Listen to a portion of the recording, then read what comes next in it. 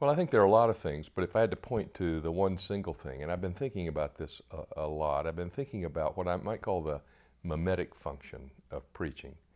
Mimesis is a term used in literary criticism to describe how literature represents that which is happening actually in life. It's kind of mime of what's happening in life. And I think at its best, Christian preaching does what no other form of liturgical expression can do, and that is it dares to point at and name the action of Christ in the present tense in the culture.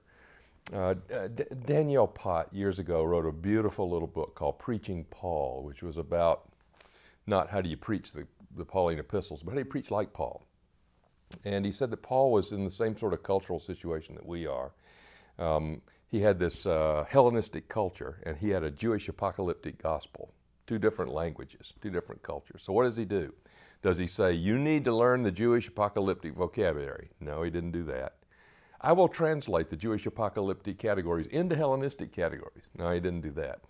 What he did, said Pott, was he looked through the lens of the Jewish apocalyptic gospel, which is cross-resurrection in shape, and saw manifestations of God in the Hellenistic culture and named them. And to those who responded to that, he then said, let me give you a vocabulary to describe that that's deeper than Plato. And I think that function of, I stand up and I say, there is a word from the Lord for today. There is an action of God in the present tense. A prayer doesn't do that. The Eucharist doesn't even do that in quite the way that that preaching does.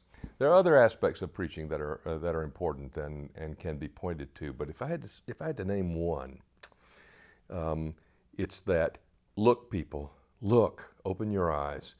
There is God at work in your very midst. Do you see it? Do you hear it? Can you participate in it? That function of preaching. Where I would want to nuance a Bultmannian label on this. I do not find the action of God in the present tense to be fully realized, but it is always a sign and a wonder, a lure from the eschatological region, whether that's understood in future tense or whether that's understood in terms of depth. To say, here is the, what's the phrase that's sometimes used for the resurrection? It's a kind of a down payment on that which is to be. And I think we point to healings, but not everyone is healed. We point to moments of justice, but justice is not yet here. But these are things to be trusted in the present tense.